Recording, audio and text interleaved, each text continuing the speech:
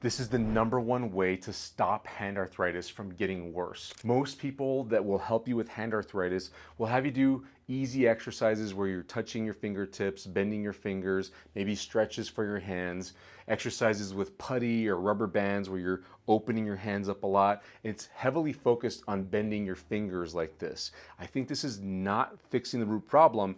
It's not a bad thing to do to loosen up your hand and help that stiffness that you have in the morning, or if you haven't used your hands in a long time, but it's not addressing the problem that is causing hand arthritis to get worse. To address the problem, we have to understand the root cause or the root problem of hand arthritis. So let me explain that to you. When it comes to hand arthritis, you have to know a little bit about the muscles of the hand. In blue here, that's your palm. So that would be the palm of my hand right there. You have some muscles in there. Those muscles are often very weak in hand arthritis, thumb arthritis as well. And the muscles that go to your fingers, the parts that come out of your palms, including the thumb, those are in red on the skeleton right here. Those parts in red dominate hand motions. You curl from your fingers. People with hand arthritis tend to be able to curl their fingers pretty well until the hand arthritis gets really severe and begins to affect the joints because they get broken down, worn out, the cartilage is gone, they start to lose mobility there. But leading up to that, they're very finger dominant and aren't using their palm muscles very well, the blue section on the hand. This muscle imbalance where the finger muscles are stronger, those are the muscles that go into your palm, this causes there to be bad pressures going through the joints here and here, the joints that get thicker when it comes to hand arthritis. And I'm talking about hand osteoarthritis because rheumatoid arthritis is a different thing. You get nodes, is what they call thickening in these joints right here. Then when it comes to the thumb, it's usually not in this joint, but it's at the base of the thumb right here, and sometimes this joint right here.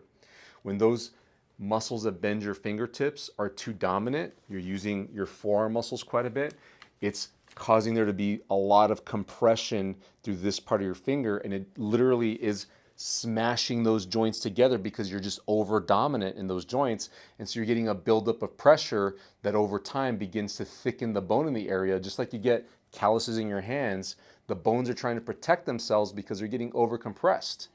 So they get thicker, and after they get too thick, they can't bend very well, and they begin to become painful and irritated. And the thumb's a little different because it's kind of out to the side, right? The skeleton doesn't show it as good because of the wires holding it together, but your thumb bone is attached to your hand and forearm sideways. And so the muscles that bend this part of your finger right here of your thumb, they have to take a sharp turn into your wrist and into your forearm right here so that you can move your thumb. And there's big muscles right here in the palm of your hand that often get weak in thumb arthritis, and they cause that attachment, the bones that attach sideways on your wrist to be over compressed there. So you get thumb arthritis in this area. These muscles being weak shows in many people that have hand arthritis. If you look at the back of the hand right here, you'll see the bones stick out quite a bit, and that's because they don't have any meat. They don't have any muscle between the bones right there. So the root problem is weakness in these muscles. They call them interossei or lumbrical muscles, the intrinsic muscles of the hand. You don't have to know all that. That's a medical terminology for it. You just need to know that it's the palm muscles that are the source of weakness that are setting up imbalances, which set up increased pressures in these joints out here, this joint here and here. That's what sets up hand osteoarthritis. Now, to exercise the problem, you've got to figure out how to get these palm muscles tired, how to fatigue them, how to make them work so that you can begin to flip the imbalance and have more normal pressures in the hand. And what I coach people on doing, this is just one of many exercises, is being able to grip without using your fingers, but gripping with the palm against resistance like this.